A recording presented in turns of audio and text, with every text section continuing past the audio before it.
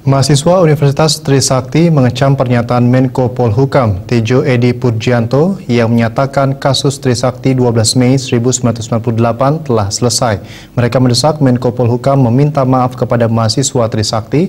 Pasalnya Presiden Joko Widodo telah berjanji akan membentuk pengadilan ad hoc untuk mengusut kasus ini. Para mahasiswa Trisakti meradang setelah mendengar pernyataan Menko Polhukam Tejo Edi Purdiatno yang mengatakan bahwa kasus Trisakti 12 Mei 1998 telah selesai. Mahasiswa Trisakti melalui Kepresidenan Mahasiswa mengecam pernyataan Menko Polhukam tersebut. Pernyataan ini disampaikan Menko Polhukam pada tanggal 27 Mei 2015.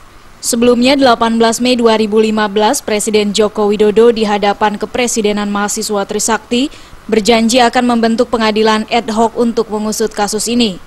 Karena itu Menko Polhukam diminta menarik pernyataannya dan meminta maaf kepada para mahasiswa Trisakti. Selain itu, Jokowi juga diminta segera membentuk pengadilan ad hoc untuk mengusut kasus pelanggaran HAM termasuk kasus Trisakti sesuai dengan janjinya.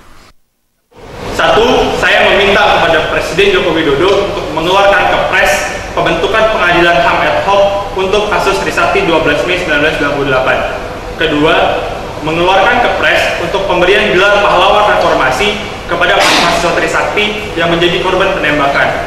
Yang ketiga, meminta pemerintah untuk mensejahterakan 4 keluarga korban yang selama 17 tahun ini tidak pernah dipedulikan oleh pemerintah Republik Indonesia. Tak hanya itu, Kepresidenan Mahasiswa Trisakti juga meminta dinobatkan gelar pahlawan reformasi kepada para tragedi Trisakti dan juga pemerintah dapat menjamin kesejahteraan bagi keluarga korban. Dari Jakarta, Wayan Agus.